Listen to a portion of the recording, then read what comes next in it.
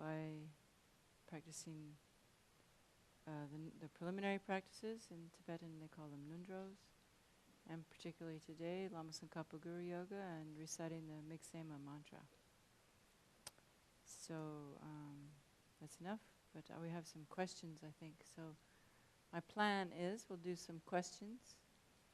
Then, if we can manage it, the 35 Buddhas. I'm sore too, believe me. Shows I'm in bed, been lazy. All winter, no prostrations. Actually, I think I stopped when I went to go to last October, I mean, always, you do 3, but 3 is nothing, So this is good for me too. Some questions, and also I need to clarify a few things. For the new people here, it's great that you're really interested in doing the Nundro practice. However, you must engage also, if you haven't done the basic program, to learn the basics of Buddhism. So for the new people, we encourage you to come to the basic class. If you want to do the Nundros, that's fine, but just remember that if you want to do the accumulation, if you want to count the 100,000, you have to do this whole thing every day. So we're just clarifying Yangtze Rinpoche's advice. So if you don't do the whole thing every day, then you have to, if you're counting something, you have to start counting again.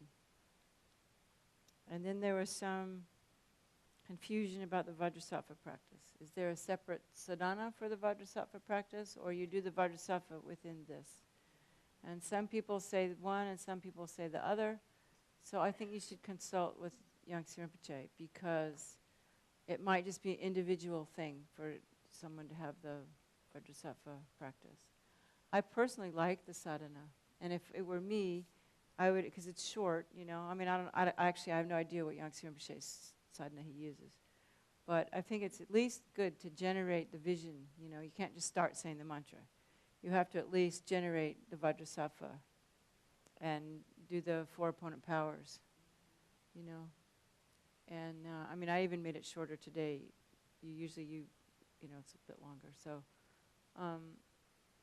I would at least you do that much. And if you are a new person and you really like this, and you want to do this along with the basic program, which it would be great, actually. It would be a very great combination to do this and the basic program, because this has the foundation of all good qualities in it, so you read the Lam Rim every day, and you'd be constantly making merit, And also, you need to know that to keep the practice going, you don't have to do it like I do it, slow, meditating, To keep it going, you can read it as fast as you possibly can, just to keep it going. That's not a good deal, but say you had to work a lot and you have children and blah, blah, blah, and suddenly it's 10:30, 11, midnight, you haven't done it, you go, oh, what is, Lizzie goes, OMG. She just, I guess that's text talking, right? Then you just read it. And I think it says here, Rinpoche, I mean, I've just been guessing what the Spanish says, but I think the Spanish says that you can skip the foundation of all good qualities if you don't have enough time. I understood that, right? I was just kind of reading the Spanish and figuring it out. So, because I saw the word emergency, and sin. I know that because you can get agua sin gas, so that means without, right? Without fault. So, so that makes it shorter, And some of it is repeated anyway, I think if you've taken refuge once, you don't have to take it twice. So, and it actually doesn't take that long. And you might want to check too with Yangtze Rinpoche. Some lamas say that instead of having to read the whole visualization, you can just visualize it, and that's also, yeah. So Rinpoche, so if you don't have to read, every word. You just know there's Buddha and the whole thing there. Yeah, yeah. So if you memorize it, you don't have to read it. And the good thing about memorizing things is if you have squinched for time, you can do it while you take a walk. And I would ask Rinpoche too, if maybe, just if you don't have much time, could you just do the 3 immeasurables one time instead of 3 times? You can? Yeah, so you can just do the 4 immeasurables one time instead of 3 times. And then it isn't very long, actually. You know? And maybe you could do a short mandala instead of a long mandala. So then it doesn't take so much time. If you just, because then it's basically just Lama Tsongkhapa Guru Yoga. And I do that every day. It takes me 10 minutes if I'm in a hurry, you know. So, and it doesn't take long to memorize it. So it's really not a lot that Yang Rinpoche is asking you to do. And anyway, just about if you're really serious about Buddhism, you should do this every day anyway. You should do Lama Tsongkhapa Guru Yoga, you know. So I never asked if one Lama Tsongkhapa Guru Yoga is the same as one 6-session Guru Yoga, but I don't think so. Because it doesn't have the vows, it's not exactly the same. There's no Vajradhara. So you have to do that on top of, if you have 6-session, you have to do that too. And what else was there, Veronica? Anything else? Oh yeah, and in order to accumulate it, you have to, wherever you start, you have to do it. So if you go on vacation for 3 weeks, you still have to do this every day. But you can't, you have to do the thing 3 times, whatever it is you're accumulating. But they're all in here 3 times anyway, so pretty much, except the mandala offering. And then when you go back home, you can start counting again. And how do you count? That's another question.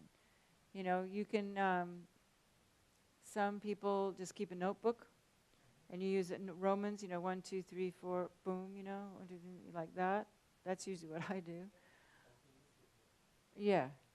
And at the end of every session, I mean, I've even, you know, you have a place where you just write it down so you don't forget. But then if you're doing, can I see your mala? You have counters on it, right? Yeah, you have a counter. See these counters? I don't like to have the counter on the mala because then I find I'm having to reach around and everything. But you can actually, because when you're doing a lot, you know, you're going around, you have to remember. You know, sometimes I do it on my fingers, you know, to 5, and then I'll do a check or something. But you can forget, if you get spaced out, you forget what finger too, So it's better if you have, you can have one of these, you know. But, and then this is like, if you have a few of these, like, so for every this is 100, you know, 200, like that. And then when you get all the way down, then you have a second one to count the thousands, right? And then so then you get the thousands. And then you can have another one, you know, or you can just write down the hundreds. Or you can have one of those counters, but what if you dropped it or something? I don't know. But yeah, just a sec, let me finish. And then the other thing that I like to do too is I just have rice. Like I'll just, because that, for me that's the easiest, because I don't have to think about anything, because I just like to keep, you know, da-da-da-da-da-da-da-da-da-da-da, you know what I do. And then you have like 10 rice grains, and you just reach down, you move one over there, da-da-da-da-da-da, over there, you know. And then you get, that's 10. And then, you know, that's already, you know, that's 1,000. But then you can just write down at the end of your session in your book how many that was, you know. That's another way to count. Yasmin?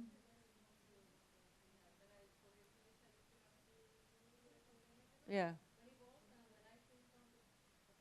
Yeah. Yeah. Yeah. Yeah, so I mean, I didn't have little bowls. I just had it on my table, you know. But something, and I mean, because rice is really easy, or beans, you know. So you can just like that. But I have trouble counting sometimes. I mean, I forget, or you know. And one time, I'll tell you a big confession. One time I was doing a long retreat, and I had this little mala, right? And I was going, you know, it wasn't a very long mantra. But I looked down, and I realized, for some reason, my thumb was going 2 beads. Because it was a little mala. So I had no idea how many mantras I had said. So I don't know if I did too many. I mean, so I did extra, you know. But so be careful, you know, because I was just like so involved in the meditation, I wasn't paying any attention to my fingers, you know. And I looked down and I saw I was going 2, and I was like, God, how many months have I been doing 2? Yeah. Oh, wait, I have to say that in so she can, yeah. You just give her the thing.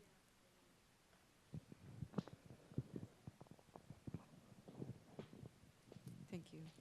Yeah, bless it That for you. Mirna and me, we were speaking about that the other days, because when we do refuge, Nondro, sometimes you catch yourself, and we still don't know what happens. That, like you say, or you doing 2, or you stop doing counting, and even I found sometimes myself doing it the other way, the other wrong way. Oh, going the wrong way, yeah. Yes, Yeah. so that what I'm doing. Yeah. So you have to stay mindful of your body too, not just like that's space out, It is interesting, but you do, you get really into it, you just think, or maybe you go to sleep or something. But anyway, be careful is what I'm saying, I think it's better to have a mala with big beads, because the little beads, the mala I had when I was doing 2, it was little beads, Yeah. Like they say, Bodhi seed mala is the best for everything. The kind they sell in Bodh Gaya, Yeah, Anna. You need the thing, though.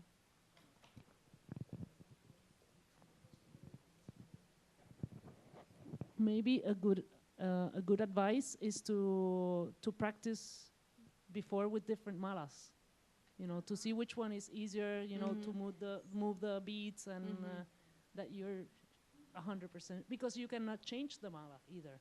So you have to start with the same. You can't change the mala either? You have to start with the same mala. So it's better to be sure. Oh, we should say that. I have to start with the same mala. But people can't, they're expensive, Yeah.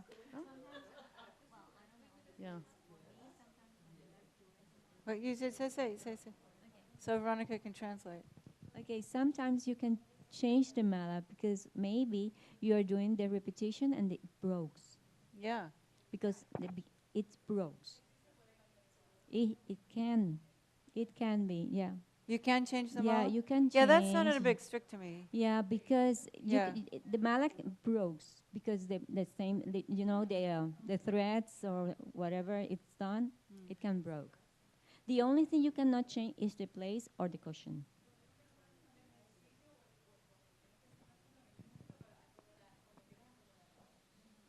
I noticed you blew on the mala. Does that have a significance? Well, that's how you bless a mala. Before you start, it's good to bless the mala. So the way you bless a mala, this is for tantric practice only, though. You have to arise as the deity, and the mantra. When you do the dispelling mantra we talked about, and then then you do the Om Sabhava Shuddha Savar Dhamma Sabhava Shuddhoham. Then the mala dissolves, the beads dissolve in emptiness. Then each bead arises as the deity. And then you do the wisdom beings going in, Zahom Bao, a lot. Zahom Bao, you get the beat, And then if you know how to do the initiation deities, come give the empowerment. And then you can say the mantra.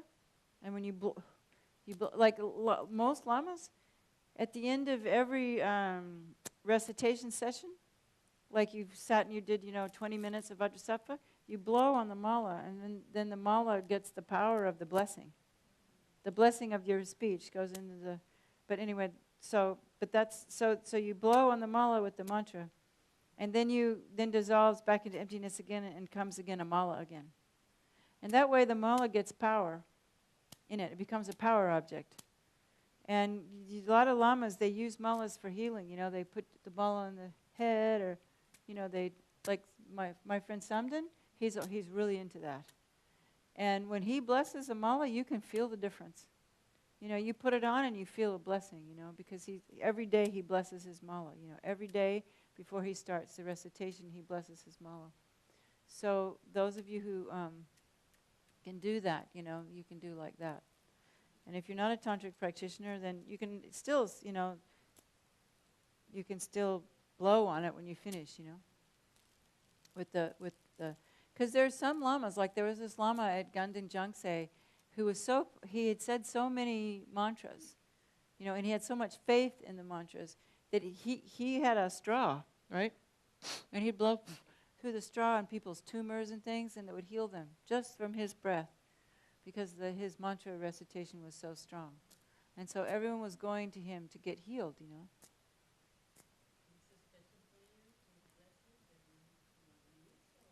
No. No, I mean, usually in those tantric sadhanas, like I think even in Kala Chakra, there's a mala blessing, isn't there? I saw it. Usually in the highest yoga tantra, before you start the mantra recitation, there's always a mala blessing. You know, but that's the other thing. You should have at least 2 malas. You need the mala that you do your recitations with, that you blow on and you bless, and you keep in a little bag, and you don't let anybody see. And then you have I call it my town mala, you know, my town mala, you know. And you can make that be your pretty mala or whatever, you know, your mala that you, because it's nice to have one, because when you're walking you can say mantras, and I especially like these little ones, because then I can walk around and nobody really sees that I have you know, and they're easy to make. I just made this one, you know. If I come back, we'll have a mala making class, you know. And this is that stretchy stuff, you know. And, you know, you ladies, you can have different ones, you know, to go with your outfits. And but actually it's not such a bad thing, because stones have different qualities, you know. Like we were talking, Veronica and I were saying, you know, like carnelian is good for if you need courage. Pearls is supposed to purify problems with your mother. This particular one, adventurine, is supposed to be very good for your thyroid. That's why I wear this one. You know, jade is very good for protection. I don't know. I mean, you can get into the gym. Rose quartz is very good to open the heart. You know, so and lapis is like medicine Buddha, you know. But you don't have to have an expensive mala. You can just have plastic beads too, you know.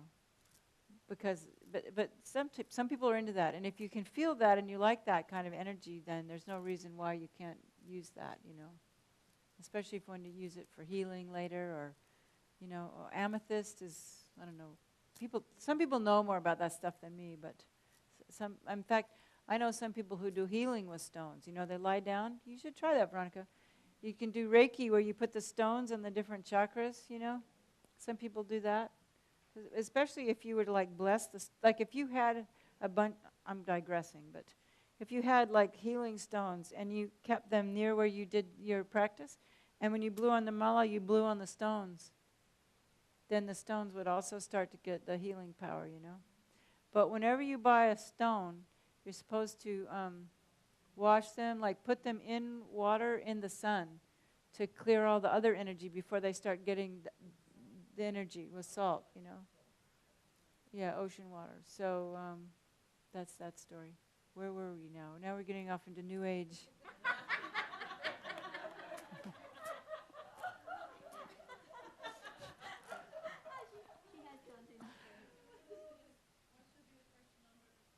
Oh, yeah, right. Okay, that's right. So I was about to get to that, but then we got all into the New Age malas and everything. So if you're going to, this is an unusual mala anyway. I never saw one quite like this. Did you make them or something?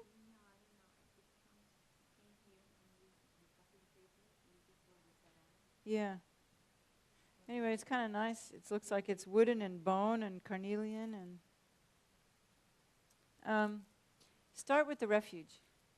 Like if you're a beginner here and you want to do the basic program, but you want to do this too, it'd be really good to start accumulating refuge. And study refuge. You know, you can get there's some very good Lamrim texts, like particularly, I don't know what's translated in Spanish, but find out, you know, which Lamrim books are in Spanish. Have they made Lama Tsongkhapa's Lamrim in Spanish yet? Yeah? Then read that one. That's the best one. You have a question? Wait. I was, Damcho gave a Lamrim retiro, and online. I don't know if you did that. Is that the one you're doing? No? Well, I have the text, Yeah. the Lamrim text Okay. in Spanish.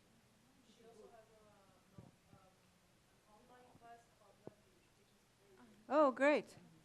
So Damcho has an online class on refuge. Good for Damcho. She's really making the Spanish Dharma world grow. It's fantastic. We should rejoice so much in Damcho. So, yeah, you guys don't know this. Maybe I can tell now. She didn't want people to know, but Damcho sponsored my Yamantaka retreat. I did a big retreat for 4 years, right? And Damcho, she sent me $100 a month every month for 4 years. And so I like to think that a little bit of what, she's going through now is because she sponsored that retreat. Because after that, that's when she became a nun, that's when she started doing all this stuff, So she was really smart. She said, oh, I can't do that retreat, but I'll help her do that retreat. And she's not rich. She wasn't rich. I don't know how she got the money, but every month she sponsored that, She told me not to tell anybody, but now it's 10 years later. Maybe she doesn't care. Yeah. Yeah, she and this other woman, both of them were lay people. Yeah. It's good. You can rejoice in her merit then. I think there's a good reason, It's later now, so I think at the time maybe, but it's okay now. So I was cooking for Lama Zopa Rinpoche, and he was leading a Vajrasattva retreat, and she was there with this other woman. Her name's Patricia. But they came over and they said, we want to help you sponsor your retreat. And so they each sent me $100 a month, and now they're both nuns. And their whole lives are just Dharma, So I like to think that not to be proud, I just like to let you know that the system works, That they, because Yamantaka is the thing that clears the obstacles, So I think it helped them to clear obstacles too. Yeah. Yeah. I'm also pretty new in Buddhism, not many Yeah. years, like 5 or 6 years. Yeah. And so far, I think I've done things. Mm-hmm. I mean, it's not that I'm proud, but I realize that I've done things that many people that have been for years, they haven't had like the karma to do it. Yeah. But I know as a fact that I have had the karma because I also sponsor you Yeah. and something. Yeah. So it really works. Yeah. Yeah. Yeah. Yeah. It's not like we're just trying to make money or anything, It just really does help, It helps, even if you just have $1, So, and also like Land of Calm Abiding, to sponsor Land of Calm Abiding is really great because then you're sponsoring all the people there meditating, So, okay, somebody had a question about energy before lunch. Where did she go? Is she not here? Are you shy? It's okay, we're all friends.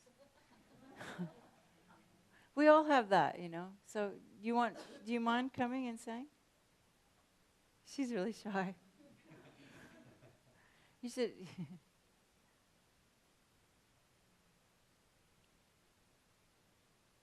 She wanted to ask me, I made her do this. She wanted to ask me just by herself, and I said, please, a lot of people have this question. So if you do ask, it'll help everybody,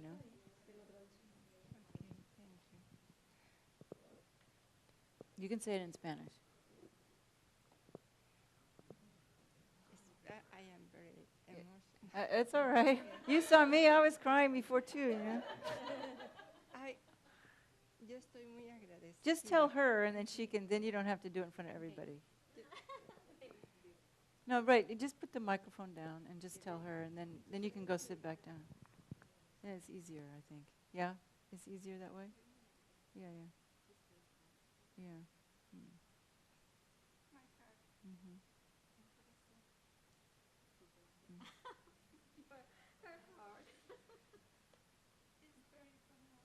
Mm-hmm. Yeah. In her heart, she has a lot of emotions. Yeah. I'm sorry. Maybe this is not fair. Is it okay? Is it too cruel to make you talk in front of the others?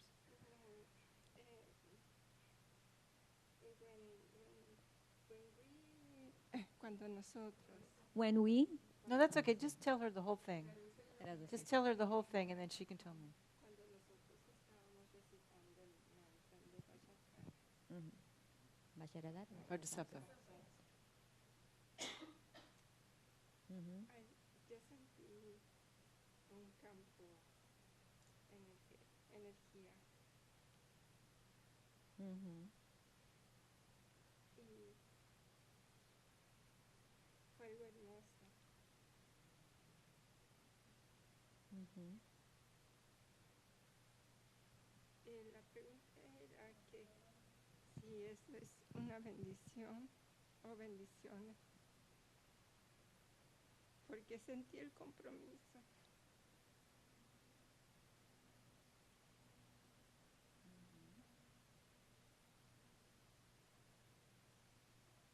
I'm sorry. Maybe you should. Maybe you just write it, huh? Yeah. No, let me translate onto. Yeah. Okay, when she was reciting Vajrasattva Either mantra, put your she felt a camp of energy around herself, and it was so beautiful that she wanted to ask the question if that was really a blessing. That she felt like a commitment. She has to make a commitment with the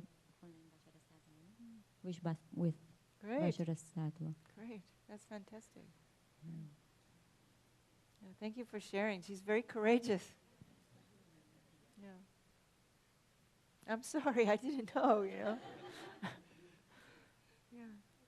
Yeah.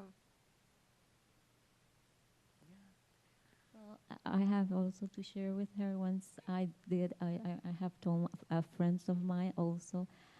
First time I did Vajrasattva in a retreat with Venerable Damsha. It was a short retreat of 4 days, but I was crying a lot. I did cry every time.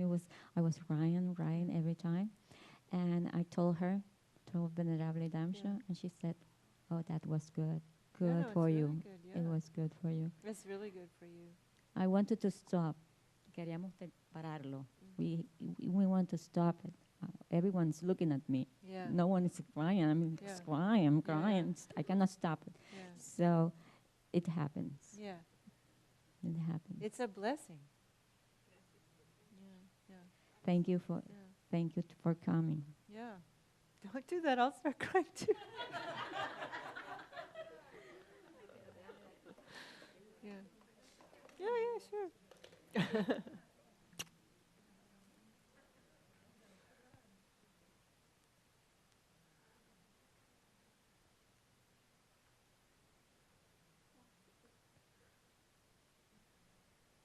You should thank yourself. I love you. I love you too.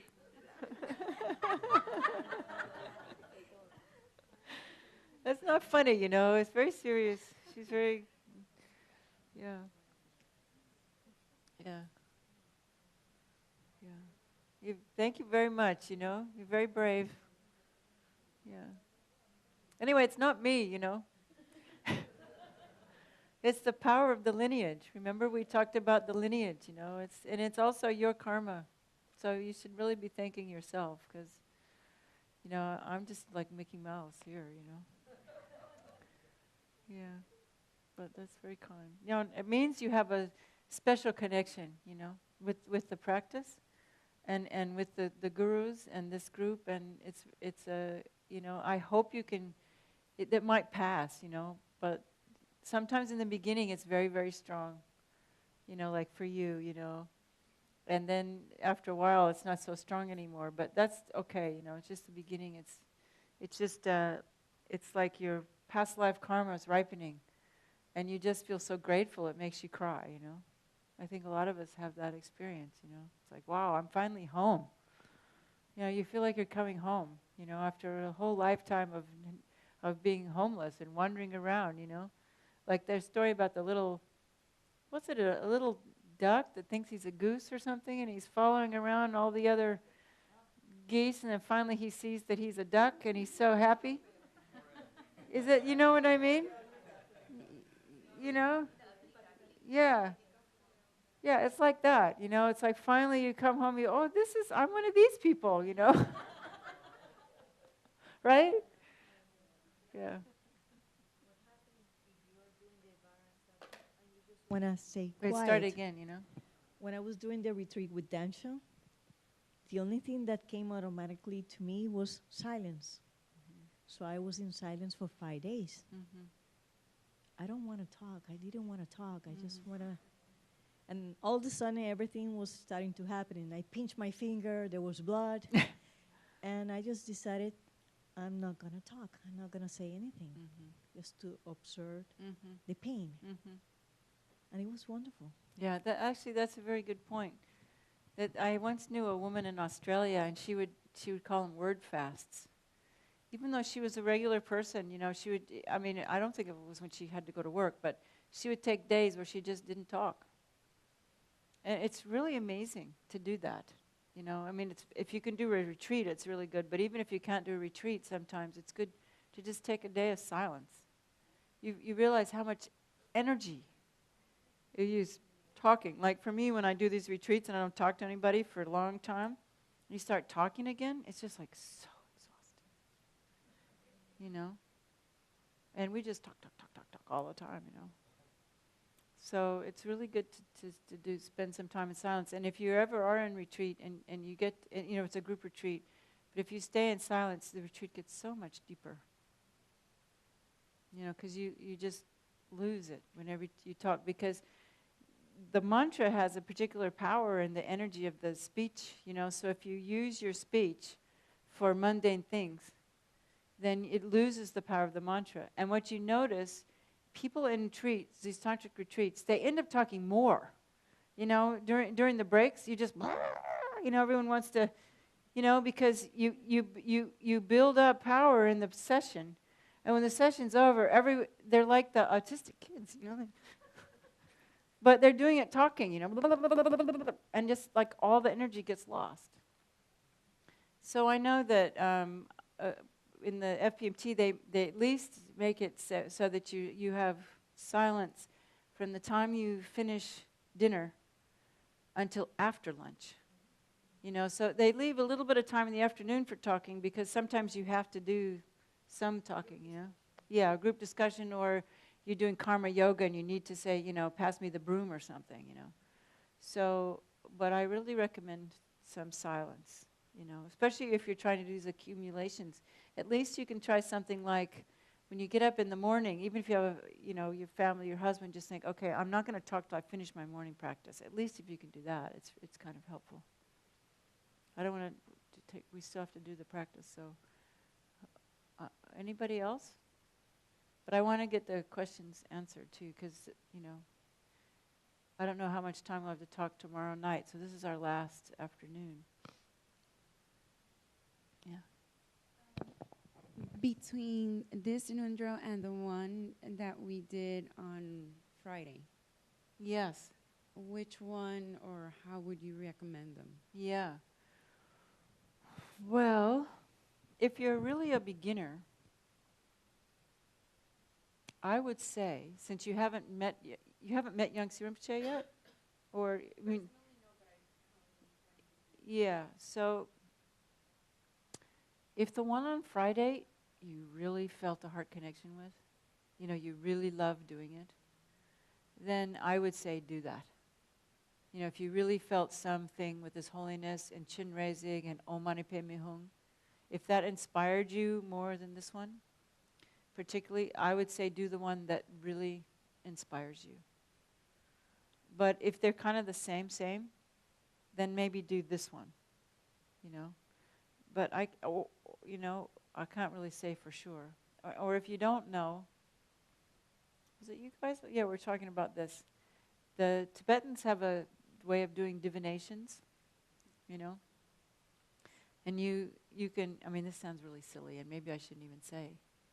But if you have a lot of faith, I think it needs to take a lot of faith, you know, and belief. Then you can you take a little piece of paper both papers the same size, and you write on the piece of paper, the two things you're deciding, like if you need to make a decision.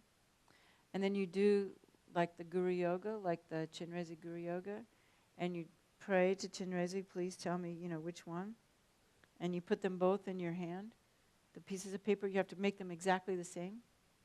And you go like this. And one of them will pop out. And that's the one. That's if you really don't know, But basically, the best thing is you do one, you see how that feels. You do the other one, you see how that feels. And then you could accumulate, if you wanted to, with the other one, you could accumulate 100,000 Om Mani Padme Hums. Because particularly if compassion is what you need right now, then that would be really great. But really, I think that the refuge is the one, because refuge is where we start. And I really think that refuge is really important. But I can't say for sure, so I think just see how you feel, which one really, if one really, because the one that feels the most healing to you at the moment. Is that a good answer, do you think? Would you say something else? Anybody say something else? Is that okay? Yeah. Yeah. You have something to say, Mirna? Yeah. Yeah, you can do both. Yeah. Yeah. The other one is like something you can do some other time. That's another part of Nandra, the yoga, the Guru Yoga of Avalokiteshvara. You have to put it on the Okay. not the side, but this okay, way. yeah. No. Yeah. Just think about the rock and roll people, They don't do it this way, It's true.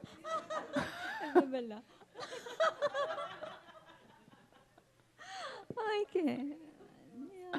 Yeah. Okay. We do the Namdra of refuge. That's the base one, the basic one that Rinpoche gave to everyone. Then after that, we ask him which one is the best for the practitioner, and he will tell you exactly what he wants with you. Yeah, because see, this is the thing about having a really qualified guru, which is why it's pretty amazing, You're this little island, this little motley group of people, and you have Yangtze Rinpoche, it's like, So he can see. Like I can't really I could do a Moen checkup, but I can't look at you right now and say, but he can see. So, he can help you. And the other thing is the more you pray to him, the more you really pray and see him as the Buddha, as the Guru, as the better your relationship will be with him, and the more he can help you. And it's really important, this is our next topic, is Guru Yoga. We talked about that a little bit whatever day it was. I think it was when we were doing Chenrezig. Or it was earlier, I think it was in the refuge. The thing about the Guru, it's a little bit tricky, because in ours, like if you compare it to like Christianity, it's like their refuge is in somebody that you never see, God or Jesus. So there's no problem, it's like your fantasy, they're like the perfect fantasy, what your mind, all the qualities of Jesus and God, whatever, they're there, But the good thing about us is that we have Jesus now, However, he is manifesting in an ordinary body, which means, you have to, this is the hard one to get, is that because of their kindness, they have an ordinary body. And so that means they also have the aggregates and the elements and these things, And even though they have realized emptiness, still, because of our karma, they manifest according to our karma, And so because our karma is not so pure, we can, the gurus, because we see them as ordinary, then we experience ordinary. this is really hard because it just seems like superstition. You know, it just seems like it's not scientific, you know. And Buddha and the Dalai Lama is always saying it's like science. Well, how is that like science? But I think if we could understand quantum physics better, and maybe we could see it. But the problem is, if you spend a lot of time around your guru, you see things that, well, I don't think that's quite right, you know. And you can get a little bit, maybe questioning, you know, is this really person really been, you know, is it really a Buddha, you know? And the point is, you know, from your side, and actually, that's why they say it's actually not good to get so close to the guru. They say that if you get really close to the guru, you get burned by fire. But you don't want to be too far away because then you don't get the teachings. And that's why when you put the water bowls up, you're supposed to make them not too close together, not too far apart. That's the symbolizing of, like, these are perfect. And so if you see something, if you see the guru manifesting something that you think is like not correct or something, you really have to work on yourself and just say, well, you know, think about the ways that the guru does benefit you, and the fact that, well, maybe, you know, I'm seeing it this way because it's my karma to see this, or what can I learn from this, or why is the guru manifesting this way to me? You know, I mean, I really don't know Yangtze Rinpoche. I've only met him a couple times, you know. But I know he's a lay person, and, you know, that makes things a little more difficult sometimes. And so I'm just giving you that if when you get involved with guru devotion relationships, sometimes these things come up.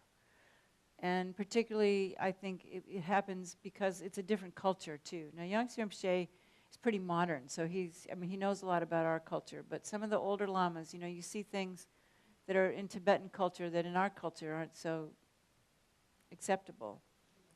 But you just have to see them that that's just a cultural thing. Because the main thing that you want to work with the guru is actually the teachings. You know, we're not so hung up on what they do in their daily life. You know, that's their business, you know. And for us, we just want to see them on the throne giving us the teachings. Because they are the lineage holders, you know. They do have the blessing and the power of, like I was saying before, you know, about that path, you know, that water, that, you know, they are the guide there. And because we're in the 21st century and these are degenerate times, it's sort of like this is this is what we get. And so, and I'm not saying this is any reflection on Yangtze Rinpoche because I don't know anything about him, so I'm not saying he has faults or anything. I'm just saying that my experience with lamas, sometimes you see things that make you feel a little bit, you know, oh, this is an ordinary person here. But you just remember that if you see them as ordinary, you're going to get ordinary blessings. If you see them as a Buddha, you're going to get the Buddha's blessings. So no matter what they look like on the outside, still their mind is the Buddha Dharmakaya mind, and that's what you take refuge in. You're not taking refuge in the ordinary person. You know, you're not taking refuge in the flesh, bones person that's manifesting in this life for our benefit. What you're taking refuge in is the inner Dharmakaya mind that's connected to all those Buddhas. So it's really important to keep that in mind when you're doing the Guru Yoga, because that is, I think, a problem. If there's going to be any problem with Tibetan Buddhism, it's that, because this is just what I think. Because the whole key, you know, like I said, in Christianity, it's so easy. You're just praying to, you know, but we do pray, you know, and we are praying to what? You know, we're praying to Buddha, Dharma, and Sangha. And I think prayer is a scientific kind of thing, you know. I mean, it does work. But you do have to have an object to pray to, you know. So what we're praying to is that stream of blessings that person holds, you know. And it's better, you know. We could just pray to Buddha, you know, like the Christians pray to Jesus. But in actual fact, because we have a living guru that can help us, there's a more direct link, so it's actually more beneficial. And it also gives us, in a certain sense, more faith, because we can see right there. Because most of the time, we don't see an ordinary being. That's the other thing you can think. You know, most of the time, I see this amazing person, but just because they have to eat and sleep, and, it's easier to start beginning to see them as ordinary, So it's really important in the Guru Yoga practice is that they say to try to see the Guru as Buddha. And remember, and the thing is to remember that kindness. If you start to run into difficulties, all you have to do is think back about all the amazing things you learned from your Lama. You learned so many amazing things. Am I going to let this one little thing get in the way? Of course not. That would be foolish. So you probably don't have this problem, but if it ever arose, I'm just telling you just in case it happens down the road, or you hear stories, other people tell stories. Just forget that. Don't ever listen to other people's stories, because they're just stories, and they're not your story, Because the main thing for you is to see your Guru as the same as Lama Tsongkhapa. And remember their kindness and practice. Because what you're trying to do is you want to connect your subtle mind with that subtle mind. And we're so fortunate that we have one here. That's not just something that we're fantasizing, right? There's some real connection there. Okay, it's 3 o'clock. Maybe that's enough about Guru Yoga, yeah? So what we're going to do in this is we're going to get to the way we do in Gelugpas. The way we generally do the Guru Yoga practice is we recite what they call the Miksema, or Migme Tsewe, which is, where is it?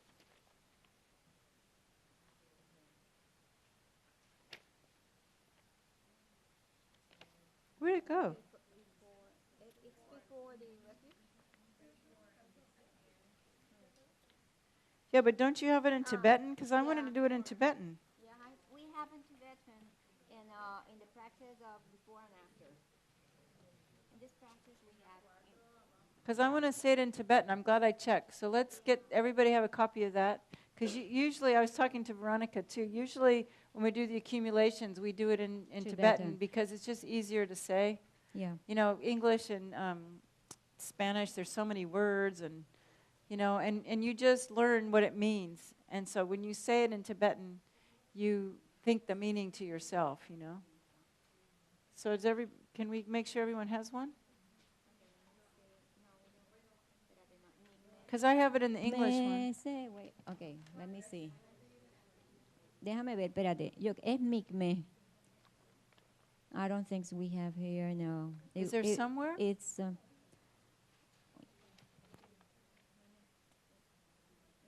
You see, I should have done this like last week. Yeah.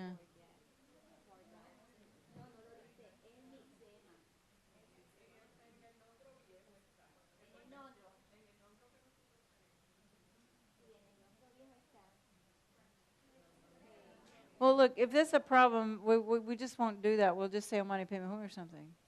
What?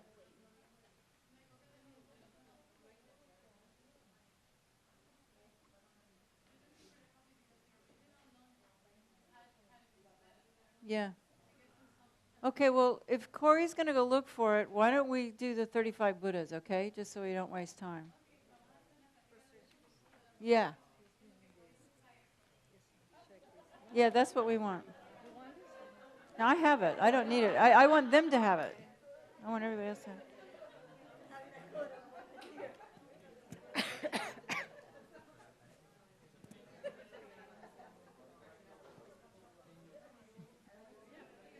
Yeah. Yeah, but I want to get to I want to have one first. Yeah. So I thought that we would do the 35 Buddhas, then they'll find one, then we'll keep talking a little bit. Yeah, we'll explain. What? Yeah, we're prostrating again. Huh? Yeah.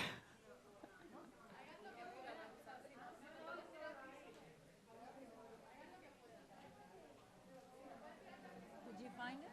Yeah, I find it in 5 lines, but it's really in Roger asked me to do it in 4 lines. Yeah, there's 4 lines. 1, 2, 3, 4, yeah. Is there enough enough for everyone? Well, we can share it. Yeah, okay. Because it's in, Professor told us, or at least me, he told me No, that's to the do one. it, and do it in Tibetan. Yeah. Yeah, no, we're going to do that. Sometimes, you can do it in Tibetan for the first one, you sing it, and then the others in Spanish. No, we're going to do it all in Spanish. All in Spanish? All in Tibetan. All in Tibetan? Good. I want Tibetan for every, so I want That's it. everybody to do it.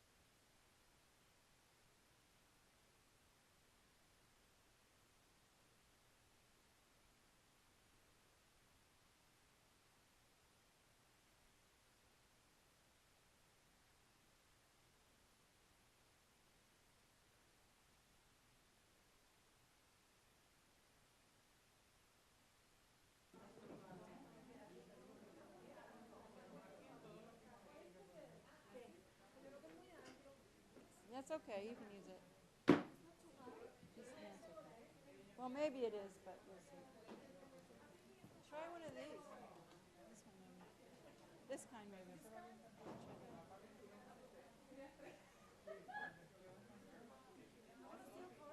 Yeah, that's good. Maybe that. Okay, everybody.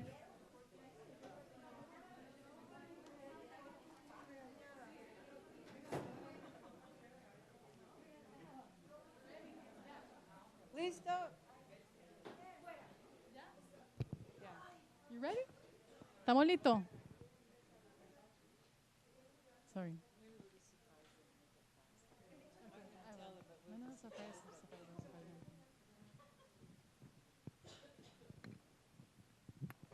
Así que ustedes van a seguir el mismo ritmo que la venerable ninja, o sea, digo, es su ritmo el que puedan, ¿no? En las postraciones no tienen que ir al ritmo que yo vaya, ¿ok? Van al ritmo de su ritmo que ustedes puedan. I'm just telling them they can go in their own rhythm, you know. Vayan a su propio paso. Y si te duele mucho el cuerpo, pues haces así y visualiza que te estás postrando. Sí. Maybe they can go like this or something. O haces así parado. Okay. Sí, that's what I'm explaining. Okay. You're going to do the Manjushri?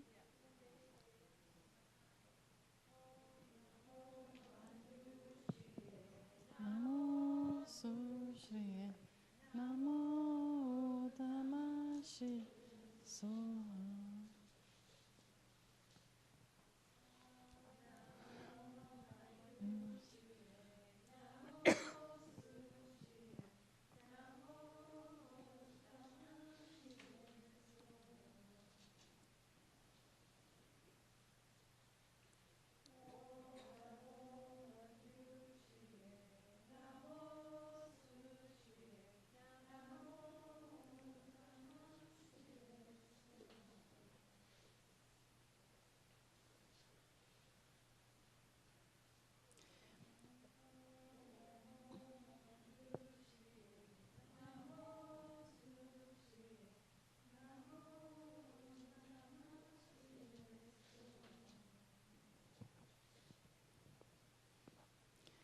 Homenaje fundador Bhagavan Tathagata Arhat completamente. Should I wait for you? Ok, completamente perfecto Buda, glorioso conquistador Shakyamuni. Homenaje a Tathagata, consumado destructor con esencia de Vajra. Homenaje a Tathagata, joya radiante. Homenaje a Tathagata, rey de los señores Nagas. Homenaje a Tathagata, líder de guerreros. Homenaje a Tathagata, héroe encantado. Homenaje a Tathagata, joya de fuego. Homenaje a Tathagata, joya de luz de luna. Homenaje al Tathagata, significativo beber. Homenaje al Tathagata, joya luna. Homenaje al Tathagata, inmaculado. Homenaje al Tathagata, dador de valentía.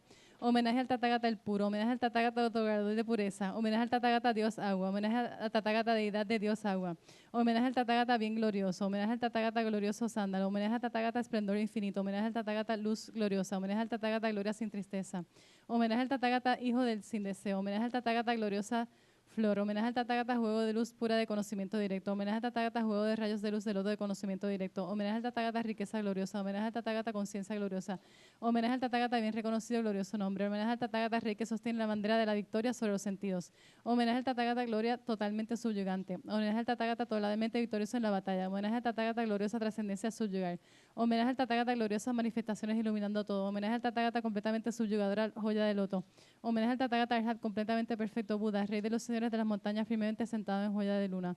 Todos ustedes... Okay. Todos ustedes, 35 Budas y otros, tantos como los Tathagatas, Arhats, completamente perfectos Budas, que existen sosteniendo y viviendo en las 10 direcciones de los mundos de los seres sensibles. Todos los Budas, Bhagavans, por favor, préstenme atención.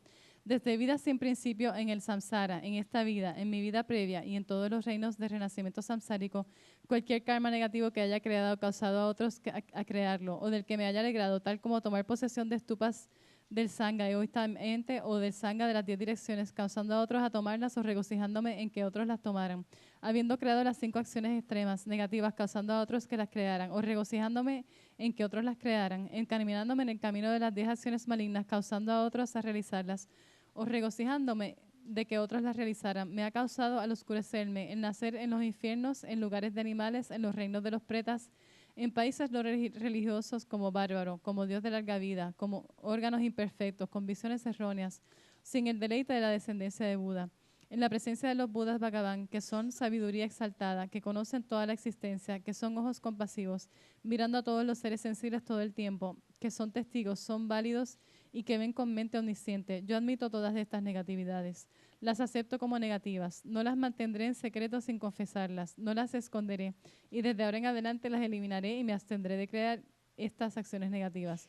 Todos los Budas Bhagavans, por favor, escúchenme. Desde vida sin principio en el samsara, en esta vida, en mi vida previa y en todos los reinos samsáricos de renacimiento, cualquier virtud que he creado con tan solo acciones pequeñas como dar migajas de comida a algún ser nacido en el reino minimal, cualquier raíz de virtud que haya creado al mantener los preceptos, cualquier raíz de virtud que haya creado por conducta virtuosa, cualquier raíz de virtud que haya creado por madurar las mentes de otros completamente, cualquier raíz de virtud que haya creado al generar bodhicitta y cualquier raíz de virtud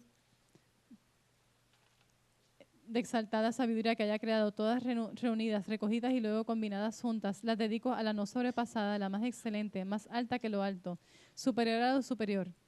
Por esta razón la dedico completamente a la no sobrepasada y perfecta iluminación. No obstante que los Budas, Bhagavan previos, hayan dedicado, no obstante que aún no descendido Buda, Bhagavan lo dedique, y no obstante que los presentes Budas, Bhagavan lo dediquen, así yo también dedico completamente. Confieso el karma negativo individualmente, me regocijo en el mérito, suplico a los Budas que conceden mi súplica, que pueda obtener la excelencia suprema sin límites, la sabiduría exaltada. A los reyes sublimes de los seres humanos, a aquellos que viven en el presente, los que han vivido en el pasado y los que no han descendido. A todos los que poseen conocimiento tan vasto como el océano infinito, con manos enlazadas, voy por refugio.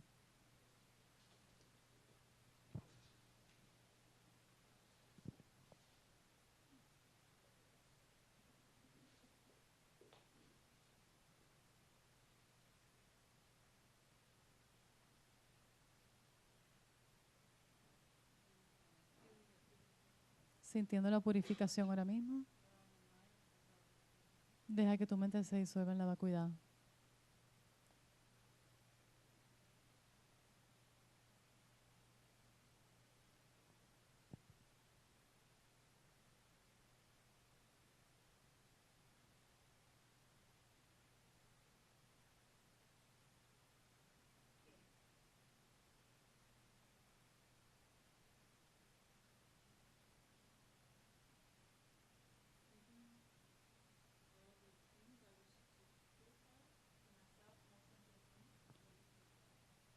Pensando que quieres purificar todo para ti, para todos los seres sintientes, todo completamente purificado.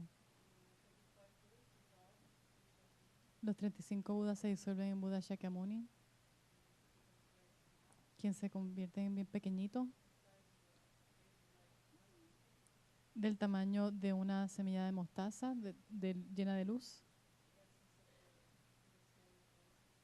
La esencia del cuerpo y mente, cuerpo, palabra y mente sagrados de Buda. Viene a la coronilla tuya. Entra y va al centro de tu corazón. Y sentimos una gran bendición.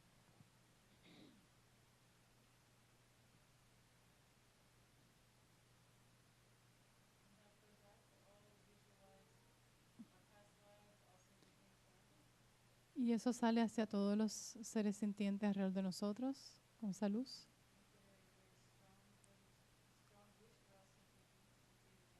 Generamos un deseo muy grande de que todos los seres sintientes obtengan la iluminación.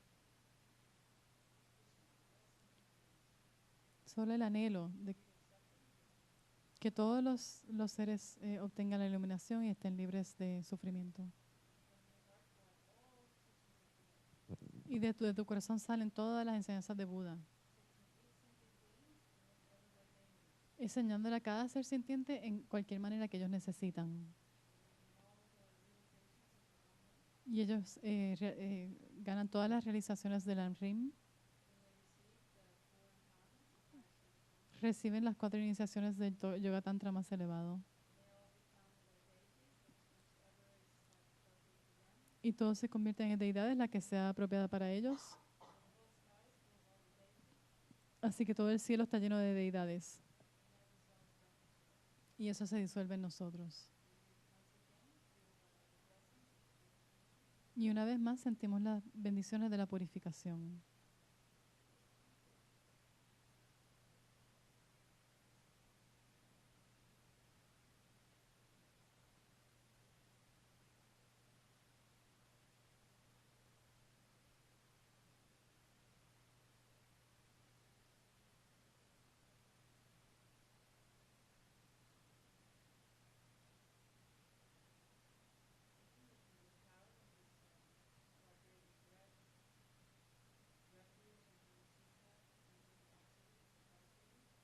Pensando que por las actividades de arrepentirnos, bodhicitta y de postrarnos,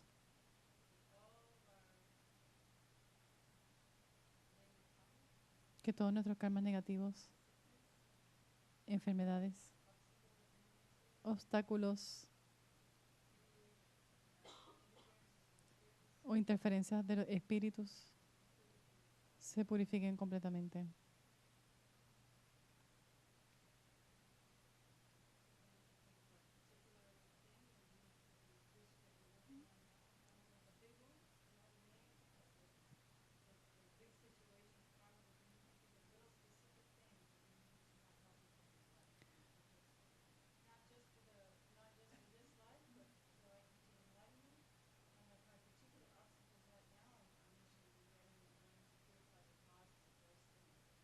Así que no solamente van a pensar en las cosas grandes que tenemos que transformar, sino también en los obstáculos pequeños que te están obstaculizando ahora mismo en esta vida, siempre con la intención, o sea, de que lo estás haciendo para iluminarte, para el beneficio de todos los seres.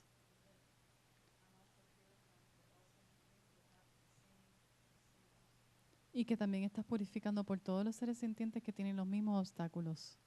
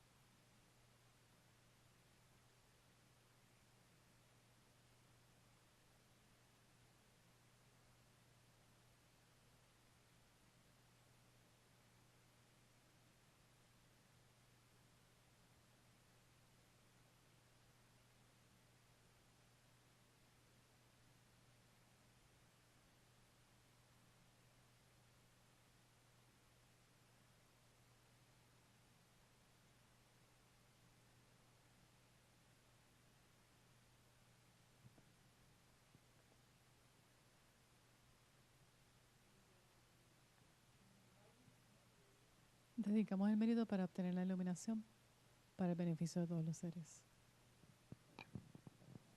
Y nos sentamos.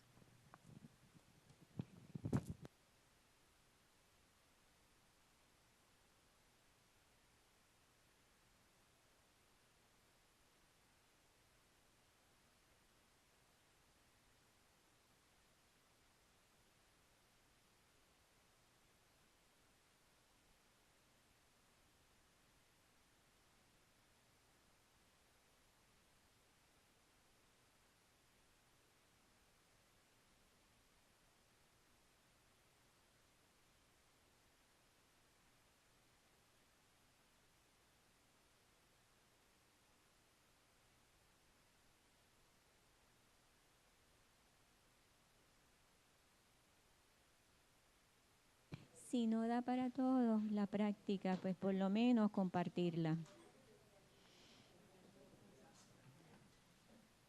El que pueda compartir, puede compartir. ¿Ok?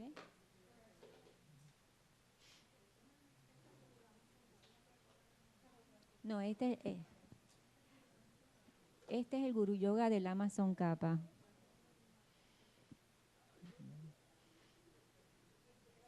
Y como si no son tantos, pues puedan compartir, ¿ok? Si no, sí.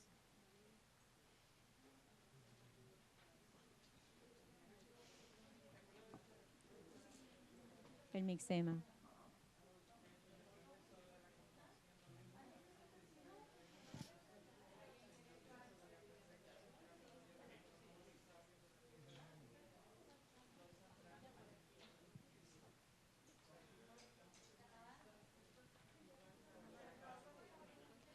Es que hay 4 líneas, 5 líneas con Vajrayana y hay otro de 9 líneas.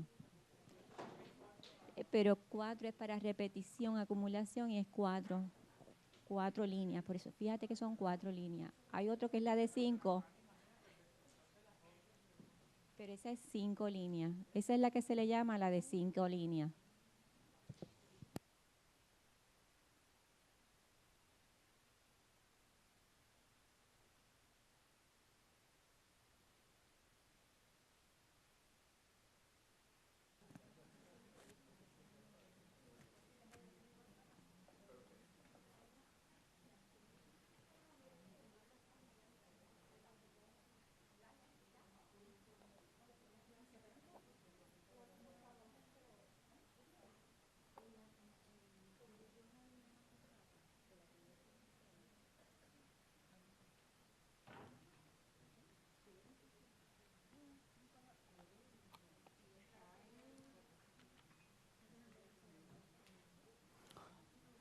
Maybe sit in a chair, No. Yeah. Mm.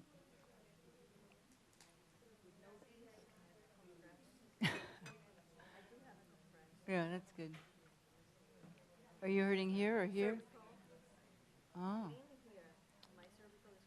Oh. Oh, wow. That's really painful. Oh. Wow. Yeah. No, that's true. Yeah. Wow. Amazing. Purification. Yeah. Okay, let's see. Where were we?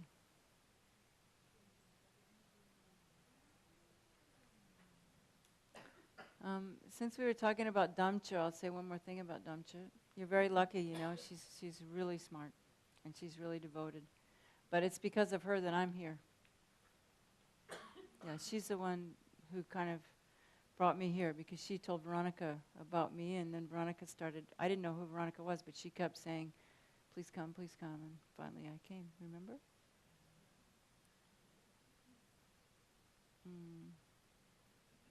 So Guru Yoga. Another thing too, I was looking more at the water bowls. They're too close together. The water bowls should be, about that far apart, about 1/4 of an inch apart. Yeah, but the little a grain of rice is too close, actually, you know. It's there, but you know about that. So some of those are touching. You don't want them to be touching. Huh? I said these water bowls. Oh, I don't know. This might be Tibetan superstition, you know. I don't know, but they say that the water bowls, if they're touching, you get too close to the guru. You don't want to be too close, you know, because then it's difficult to have pure view, you know. Some people can, you know. Some people can be that close, but most of us, it's not so beneficial to be that, you know, like with them all the time, you know. And but too far away, you don't want to be too far away. So just right, you know, which is about like that, you know. That's a little bit close. So anyway, let's just settle down a little bit, okay? We'll just sit in.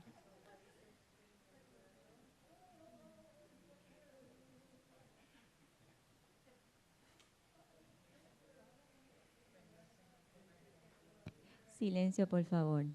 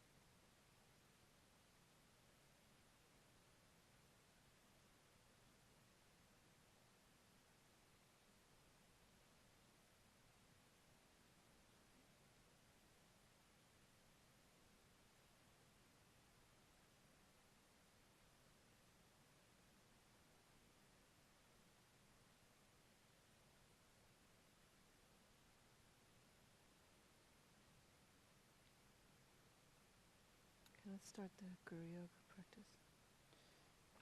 Just do the whole thing until, and remember to stop here to dissolve the merit field, and then we're going to go to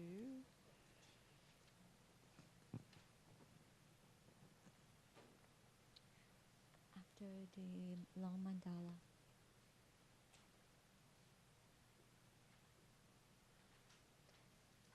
just That it's ominous. no, I see that, but I'm not sure I want to do it there.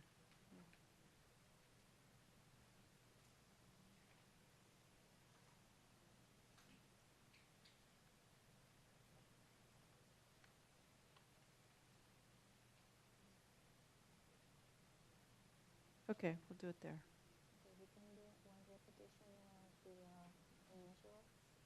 Huh? Yeah, just one repetition. I think. You think just one repetition? Yeah.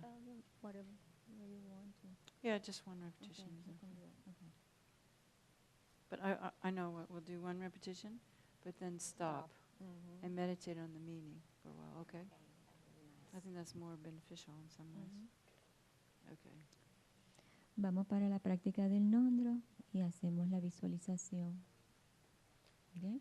Thank you. Remember that. I'm sorry. I'm not. Think of Rod Stewart.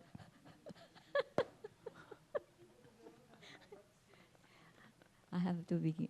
Tengo que ser cantante, no lo soy. Okay.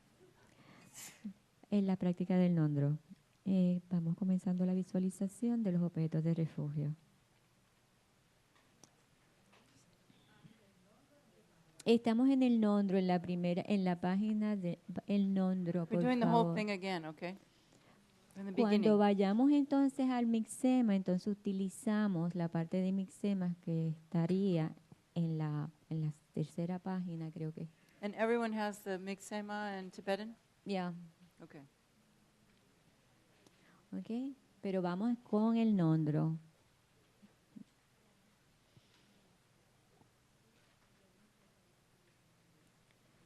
En la visualización.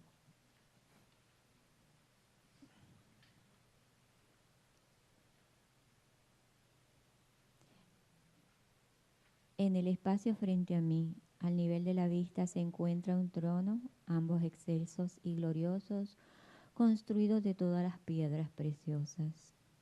Arriba y debajo lo protegen leones, 2 en cada esquina, alta y baja. Encima hay un asiento de mandala de loto completamente florecido, luna y sol. Sentado sobre él se encuentra mi sagrado lama raíz, quien es siempre afable y bondadoso. Su apariencia externa es la de Buda Shakyamuni. Su cuerpo tiene la tonalidad del oro refinado y pulido, con la Ushnisha como corona, una cara y 2 brazos. Su mano derecha se dirige hacia la tierra y su izquierda está en su falda, tranquilamente sosteniendo una escodilla de mendigo que está llena con los 3 néctares. Adornado con todas las 112 marcas de un Buda, está vestido con túnicas de monje de color azafrán. Sus piernas están ambas cruzadas en posición Vajra y los rodea una nube brillante de rayos de luz clara. Sentados a su alrededor están todos mis gurús y los del linaje, y también mis yidans, budas, bodhisattvas, dakas, dakinis y protectores del Dharma. Están sentados a su alrededor también. Los volúmenes de sus enseñanzas están colocados frente a él, sobre cojines preciosos que brillan con clara luz. Todos los miembros de esta asamblea poderosa están sonriendo y complacidos de que yo estoy aquí sentado haciendo la puya. Recordando su bondad y calificaciones, me coloco en un estado firme de gran fe. Yo y todos los seres sintientes madres, desde el nacimiento sin principio hasta este momento presente, hemos experimentado completamente los muchos sufrimientos del samsara en general y específicamente los 3 estados inferiores. Sin embargo, aún no es fácil entender completamente la profundidad y el alcance del sufrimiento que debemos soportar. pero ahora tengo un cuerpo humano completamente dotado con las 8 clases de tiempo libre y las 10 circunstancias conducentes a la práctica del Dharma. Este cuerpo no fácilmente obtenible, una vez obtenido, puede usarse de manera correcta, pues con él puedo trabajar hacia un renacimiento más elevado, el nirvana, o aún el estado de Buda. Además, tengo la buena fortuna de haber encontrado el Dharma, cuya presencia es tan difícil de conseguir. Habiendo obtenido estas condiciones tan favorables, si no trabajo para obtener la iluminación completa, sobrepasando el nirvana y libre de todo sufrimiento, y si no trato de obtener esto ahora mismo, en este momento, otra vez tendré que pasar por todos los sufrimientos del samsara en general y específicamente los sufrimientos de los 3 estados inferiores.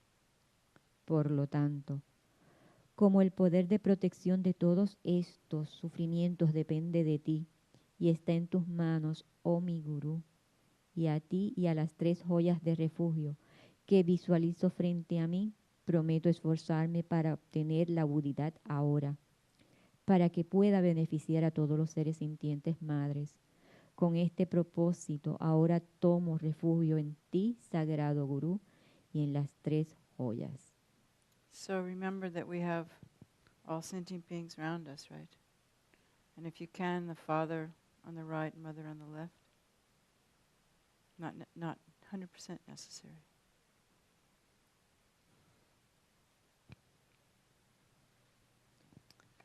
Namo Gurave. Namo Buddhaya. Namo Dharmaya. Namo Sanghaya. Namo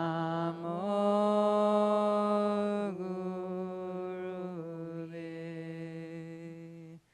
Namo Buddhaya. Namo Dharmaya. Namo Sanghaya. Namo Gurave. Namo Buddhaya. Namo Dharmaya. Namo Sanghaya.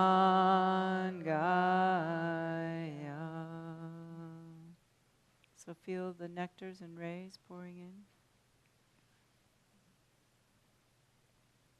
Feel yourself purified. The blessings coming in. And feel safe and protected.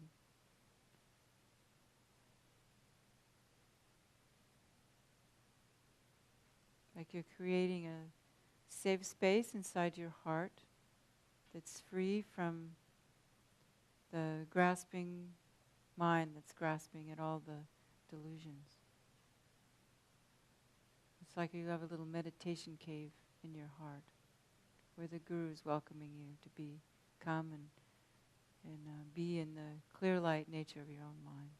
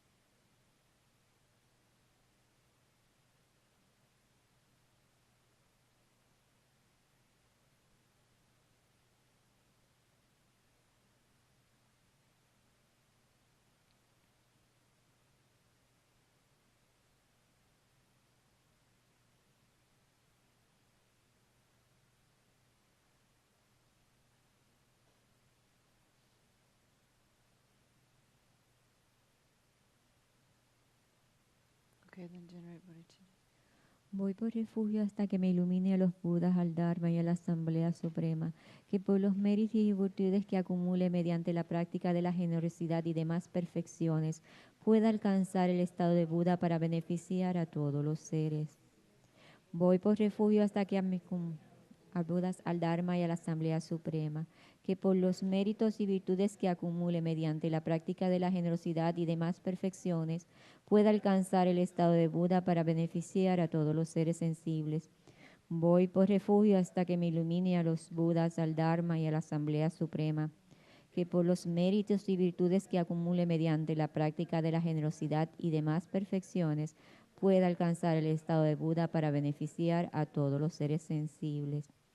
Leemos los 4 inconmensurables una sola vez cada uno, haciendo pausa. And when we pause, just think that that immeasurable is going out to all sentient beings throughout infinite space. Okay? Okay. Qué maravilloso sería si todos los seres sensibles pudieran permanecer imparciales, sin predisposiciones, sin tener apegos ni rechazos iracundos, sin sentirse cerca de algunos y distantes de otros, que puedan permanecer siempre así, que pueda yo ser causa de que permanezcan siempre así. Concédame, por favor, su fortaleza inspiradora, oh divinos y santos gurús, para poder realizarlo.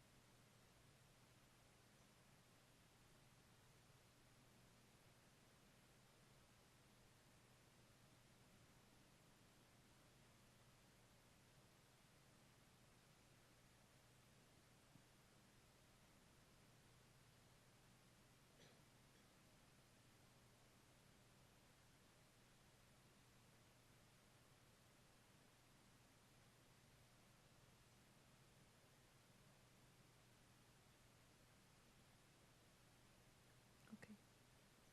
Keep going. I'll let you can decide when to go. Okay. Qué maravilloso sería si todos los seres sensibles estuvieran dotados de felicidad y de las causas de la felicidad, que siempre la tengan, que sea yo la causa de que la tengan.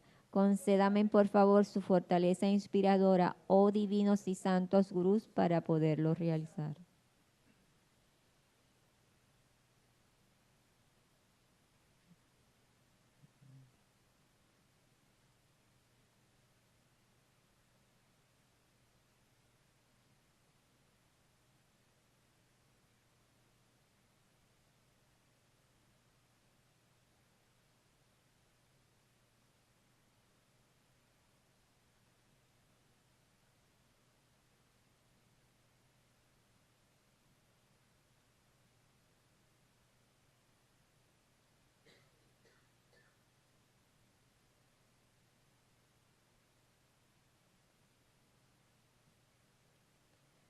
Continuamos. Qué maravilloso sería si todos los seres sensibles fueran liberados del sufrimiento y de las causas del sufrimiento, que siempre sean libres así, que sea yo causa de esa liberación. Concédame por favor su fuerza inspiradora, oh divinos y santos gurús, para poder realizarlo.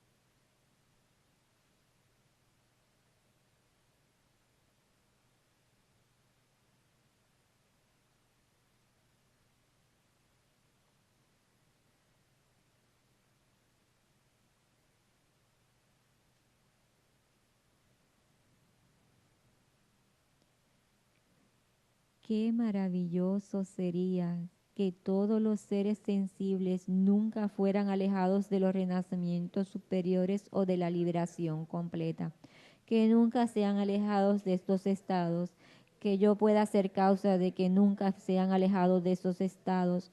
Concédame por favor su fuerza inspiradora, oh divinos y santos gurús, para poder lograrlo.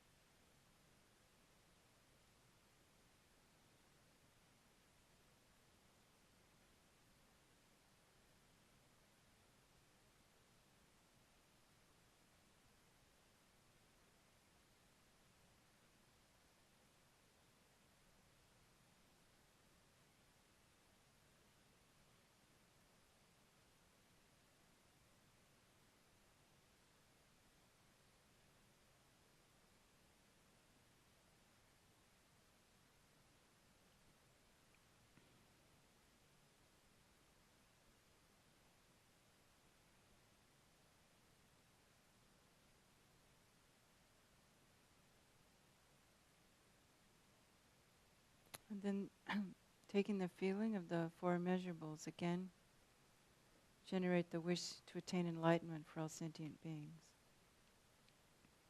Realizing that in this present state, there's very little I can do, because I myself do not have equanimity. I don't have the power to guide sentient beings to enlightenment. So I'm going to engage in this practice of Guru Yoga so that I can create the cause to become like my Guru, like all the past lineage lamas, become a vessel holder of the blessings of the Buddha so that I can spread that to all sentient beings throughout infinite space. Please bless me to generate the omniscient, holy mind, holy speech, holy body of Buddha. For this reason, I'm going to do the Lama Tsongkhapa Guru Yoga practice.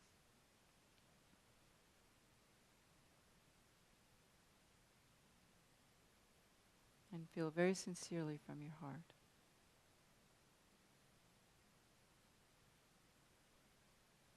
Thinking about the suffering of yourself and others.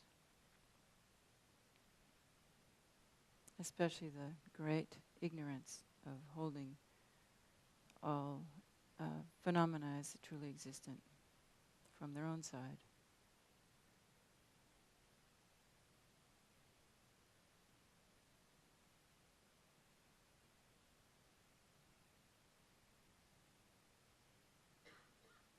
So then the Dharma protectors, the Dakas, Dakinis, the Buddhas, the Bodhisattvas, the Yidams dissolve up into Buddha Shakyamuni, who is the embodiment of our own root Guru.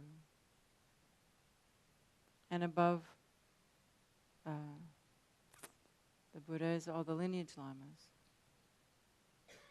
And they also dissolve down into Buddha Shakyamuni.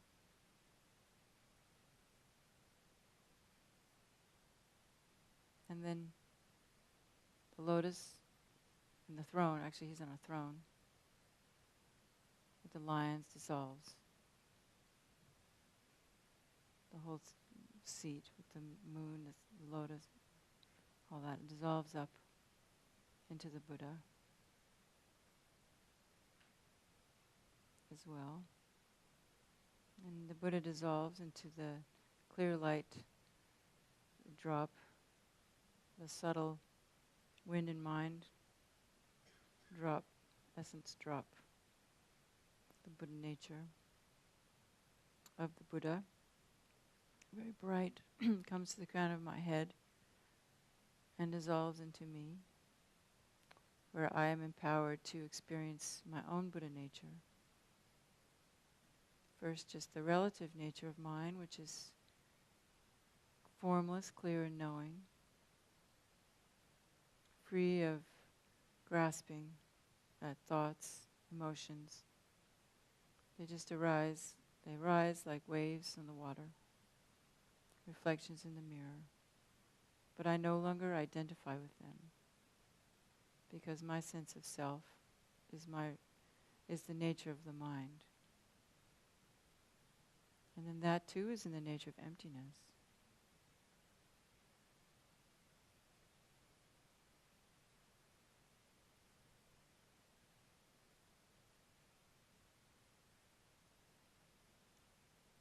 So this very, very subtle form, wind and mind,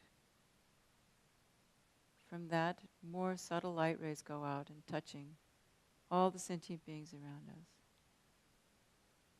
where they study, experience, realize the Lamrim, receive the four empowerments,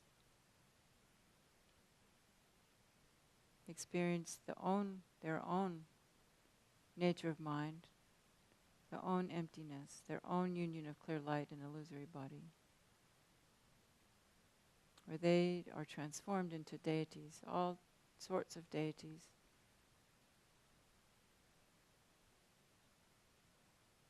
Whichever they're suited to each. So all of space becomes Buddha realms. The environment and the beings therein are transformed into Buddha realms of each deity.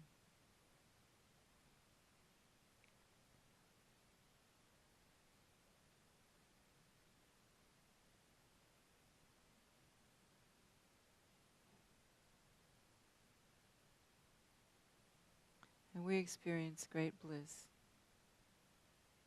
mixed with emptiness. And that gets even stronger as these deities in their Buddha realms dissolve into us.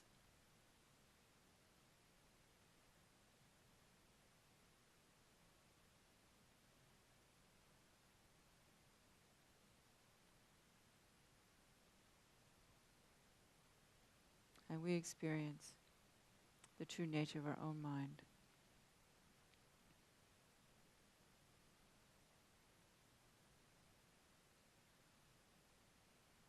Great bliss, cognizing emptiness, and the union of two. Blissful subjective consciousness, aware of its own emptiness.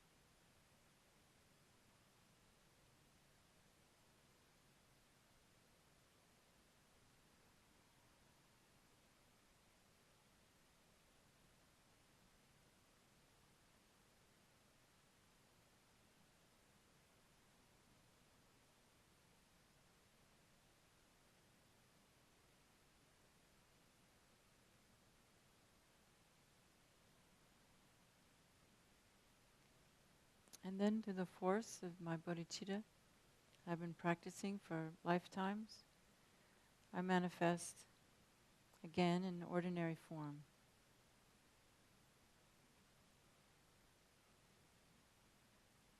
And we'll do the Lama Tsongkhapa Guru Yoga.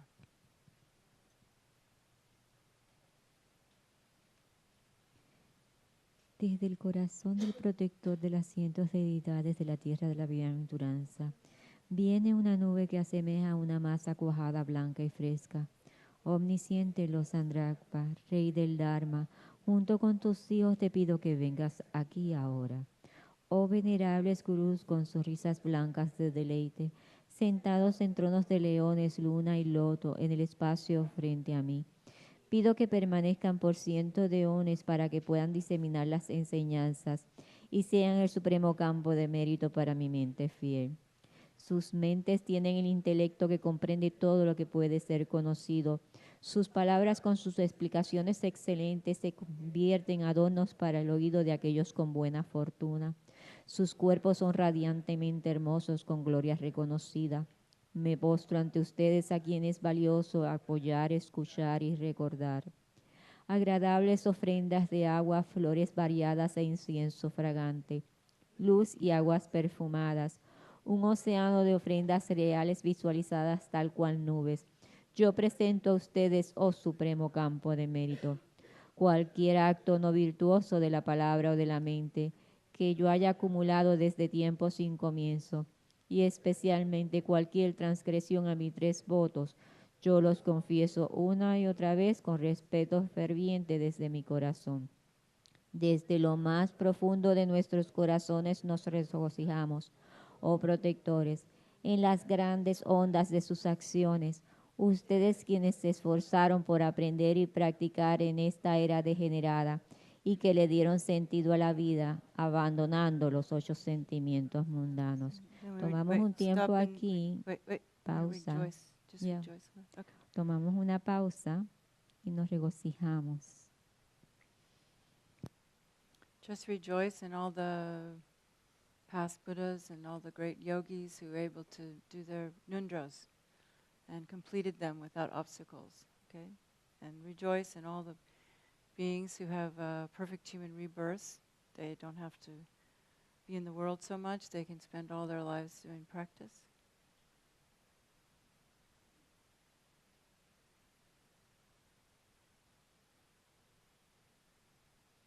Or serving sentient beings. And rejoicing in those who are able to transform their daily life and their work with their families and their jobs into total dharma. Having mindfulness to transform all the daily mundane activities into dharma. With proper motivation, proper visualization, proper imagination, mindfulness, mostly mindfulness. Let's rejoice in all the beings who have the mindfulness to pay attention to their activities and make all their activities dharma.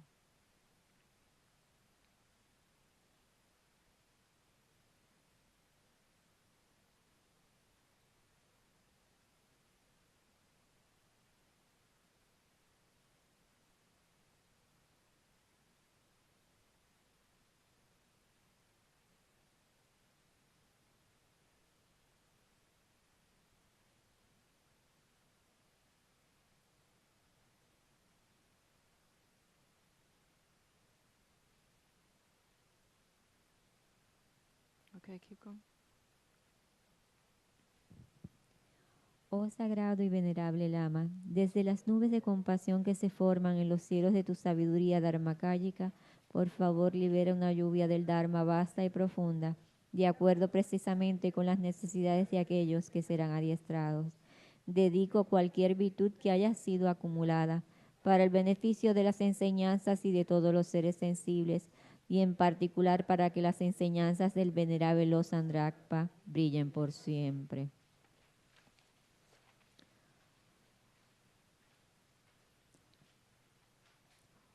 Om Vajra Bhumi Ahum. Aquí se encuentra la base de oro poderosa. Om Vajra Reke Ahum. Aquí se encuentra la cerca diamantina. El círculo exterior está rodeado por esta cerca de hierro. En el centro se encuentra el monte Meru, el rey de las montañas. En el este se encuentra el continente Videa. En el sur el continente Yambumbipa. En el oeste el continente Godanilla. Y al norte el continente Gurú. Encontramos alrededor del este los continentes Dea y Videa. Alrededor del sur los continentes Cámara y Aparacámara. Alrededor del oeste los subcontinentes Shata y Ultramantrina. Alrededor del norte los subcontinentes Gurú y Gaurava. Al este está la montaña de los tesoros.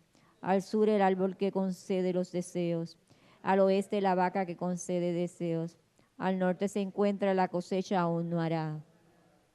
Aquí encontramos la rueda preciosa, la joya preciosa, la reina preciada, el ministro preciado, el elefante preciado, el caballo preciado, el general preciado y el gran jarro de los tesoros.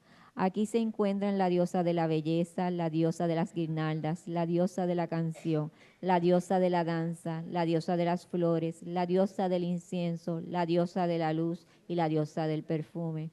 Aquí se encuentra el sol, la luna, la sombrilla de todo lo que es precioso y preciado, y el banderín de la victoria en todas las direcciones. Aquí en el centro están todas las posesiones preciadas de los dioses y los humanos. Esta magnífica y gloriosa colección donde no falta nada, yo te ofrezco a ti, mi bondadoso gurú raíz, junto a todos los gurús venerables del linaje, y a ti, Lama Yeson Kappa, y a ti, oh Buda, y a ti, Vajradhara, junto a la asamblea completa de dioses, que por su compasión enorme y poderosa acepten lo que ofrezco como causa para mejorar el estado de todos los seres sintientes.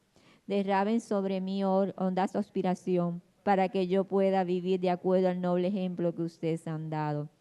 Tomo refugio en las tres preciosas joyas y en mi gurú, y hago esta súplica. Envíeme olas de fuerza inspiradora.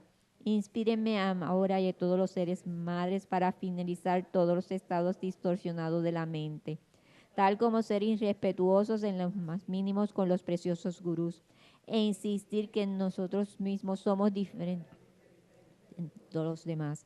Envíenme olas de fuerza inspiradora para desarrollar rápidamente todos los verdaderos estados de la mente, que especialmente incluyen demostrar respeto a los gurús. Envíenme olas de fuerza inspiradora para aclarar los obstáculos externos e internos de nuestra práctica del Dharma. Glorioso y precioso Gurú Raíz, por favor toma tu asiento de loto y luna en mi coronilla y manténme protegido en tu gran bondad. Concédeme los logros poderosos de tu cuerpo, palabra y mente sagrados. Idam Guru Ranam. Is that right? I forgot. Okay. What did you forget? Offering the mandala. Oh, I okay. forgot. That's all right. Idam Guru Ranam Mandala Kamniljatayami. Okay, let's stop here now for just a bit. I just wanted to tell you a little bit about Lama Tsongkhapa. For those of you who don't know, why are we doing Lama Tsongkhapa Guru Yoga? Well, because this particular lineage of Tibetan Buddhism comes through Lama Tsongkhapa. And Lama Tsongkhapa lived in Tibet in the 15th century. So that's, 600 years ago?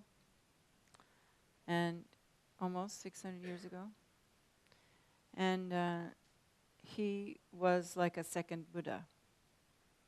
And a lot of people think that Lama Tsongkhapa was this great intellectual, because so much of our Gelugpa kind of, it sort of became manifested more as universities and great monasteries, you know. There was Ganden and Drepung and Sera and what else? Was there more? I can't remember right now. That had thousands of monks, you know. And there were great, great Geshis like Geshe Sopa, and not that Geshe Sopa isn't also a yogi, but it's kind of more known for their great intellectual understanding. But in actual fact, Lama Tsongkhapa was also a Mahasiddha and a yogi, like you see more in the Nyingma and Kagyu schools. He spent many, many years in retreat. And when he did his Nundro practices, what we're doing now, he did these same Nundro practices. And Lizzie and I went to his place where he did them. And they spent many years doing the Nundros. And when they did their Nundros, they didn't eat. They just had one juniper berry a day. 3 times a day they would eat just the juniper berries, because they were already very advanced. And when Lama Tsongkhapa did his prostration Nundros, he did 100,000 to each of the 35 Buddhas.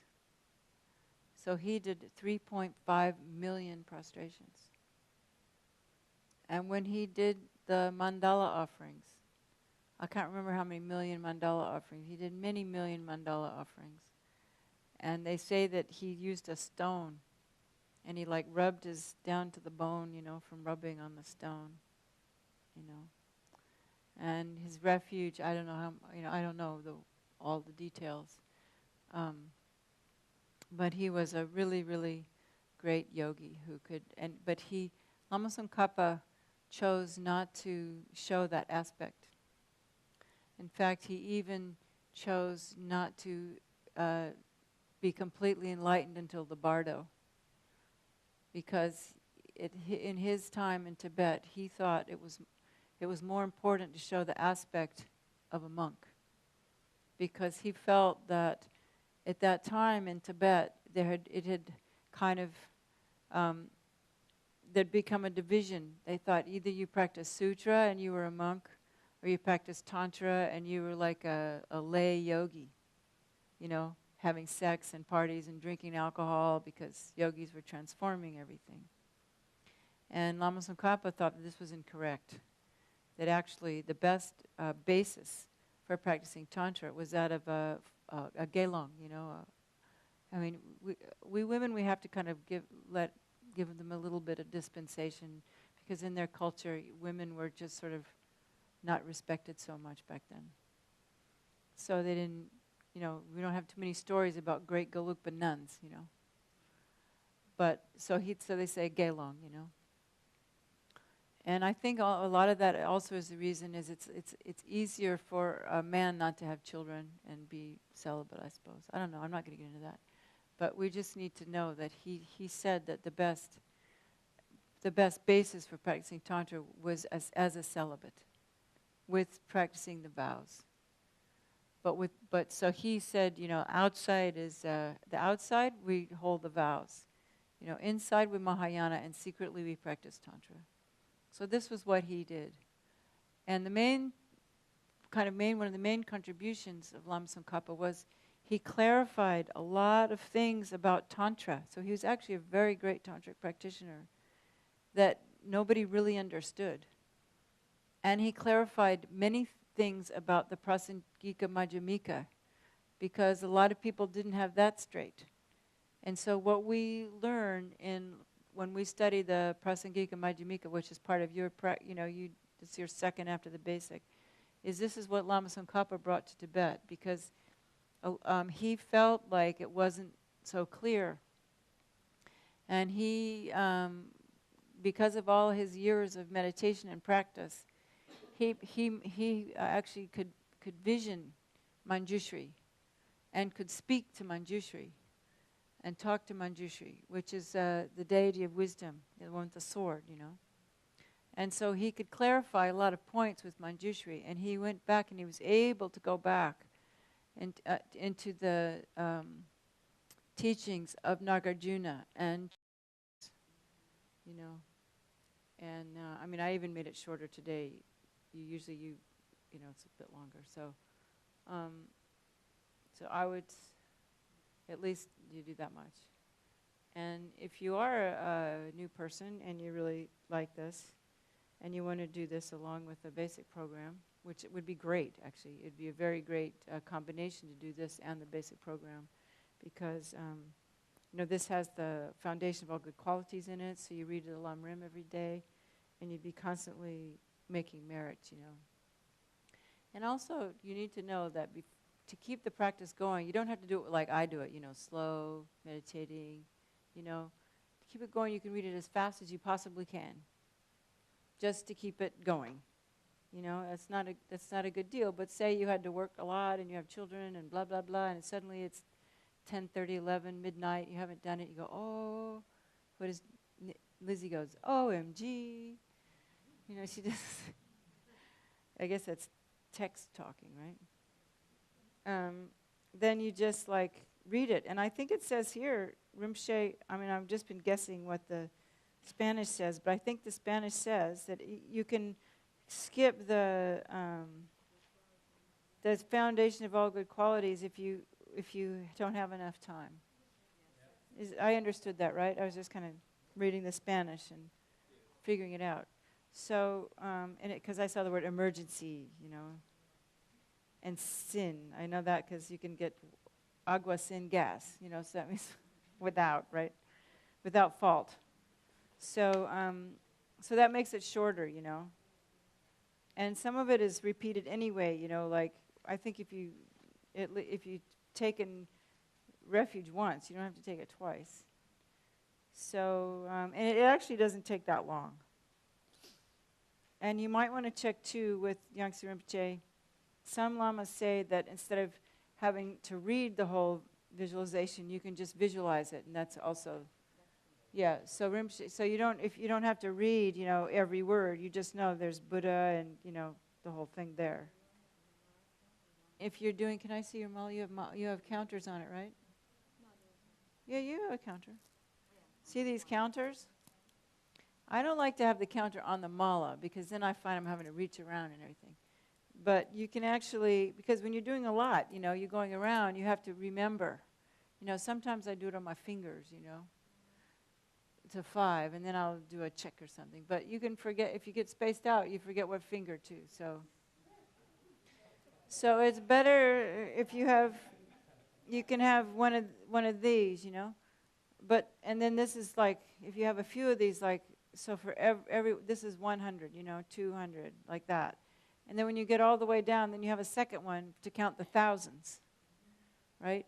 And then you get the thousands. And then you can have another one, or you can just write down the hundreds. Or you can have one of those counters, but what if you dropped it or something? I don't know. But, yeah, just a sec, let me finish. And then the other thing that I like to do, too, is I just have rice. Because for me that's the easiest, because I don't have to think about anything, because I just like to keep, whatever I do. And then you have 10 rice grains, and you just reach down, you move one over there, over there,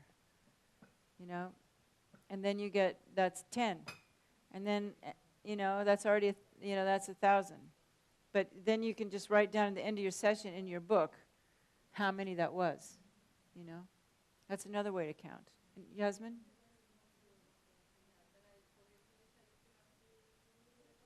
Yeah.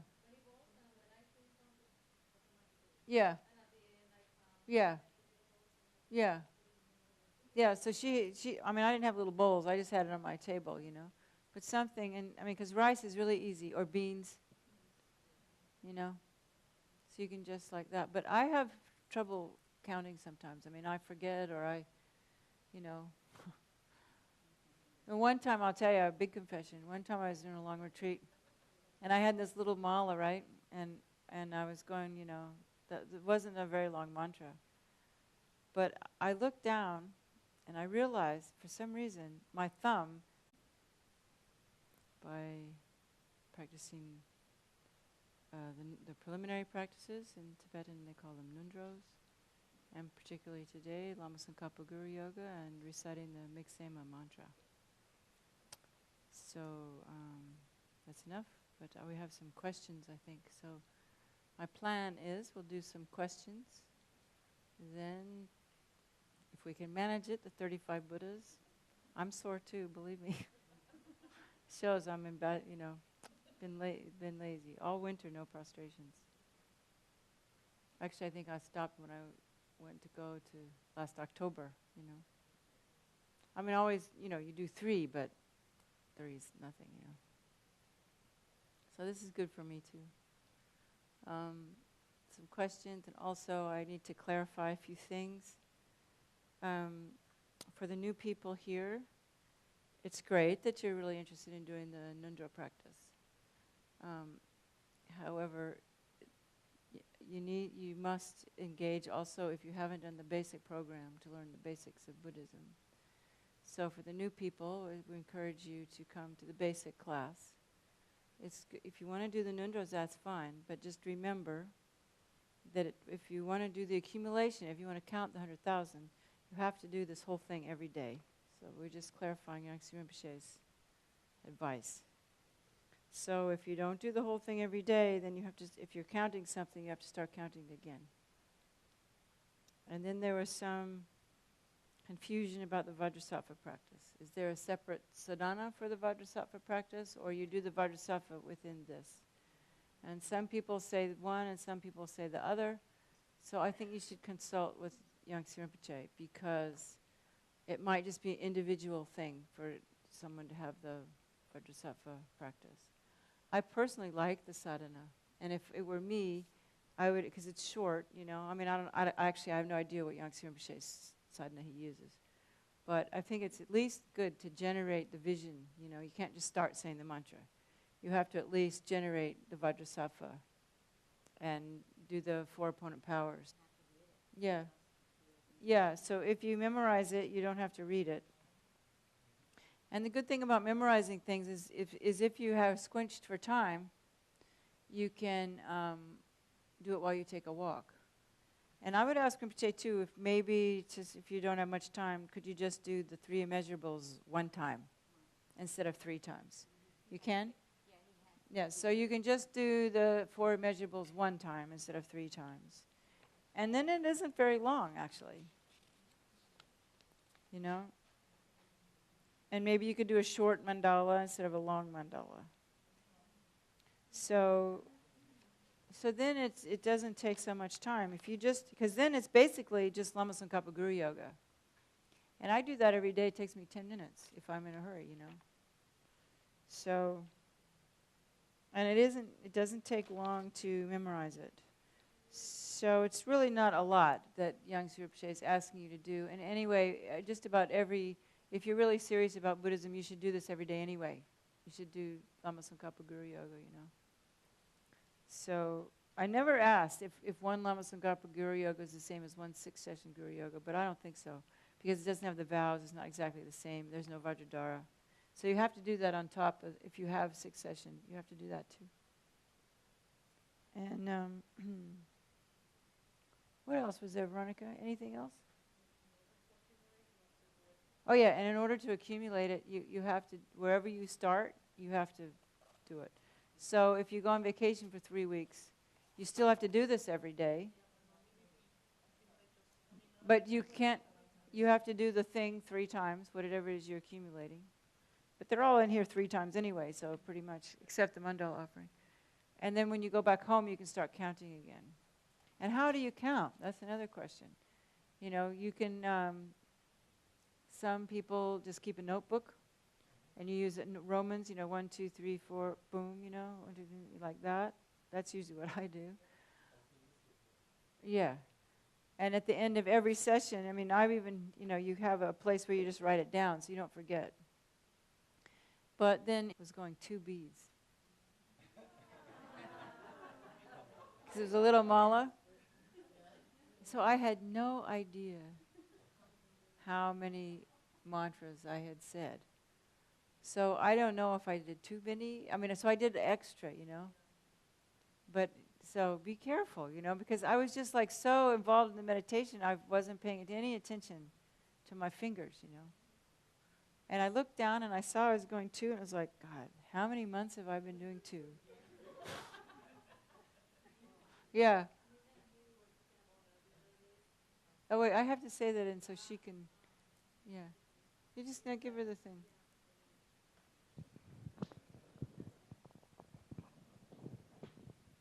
Thank you. Yeah, bless it That Oh, for you. Mirna and me, we were speaking about that the other days, because when we do refuge, refuge, Nondro, sometimes you catch yourself, and we still don't know what happens. That, like you say, or you doing two, or you stop doing counting, and even I found sometimes myself doing it the other way, the other wrong way. Oh, going the wrong way, Yes, Yeah. suddenly, what I'm doing. Yeah. So you have to stay mindful of your body too, you know, not just like that space out, you know. It is interesting, but you do, you know, you get really into it, you know, you just think, you know, or maybe you go to sleep or something. But anyway, be careful is what I'm saying, you know. I think it's better to have a mala with big beads, because the little beads, the mala I had when I was doing two, it was little beads, you know. Yeah. Like they say, Bodhi seed mala is the best for everything. The kind they sell in Bodh Gaya, you know. Yeah, Anna, you need the thing though.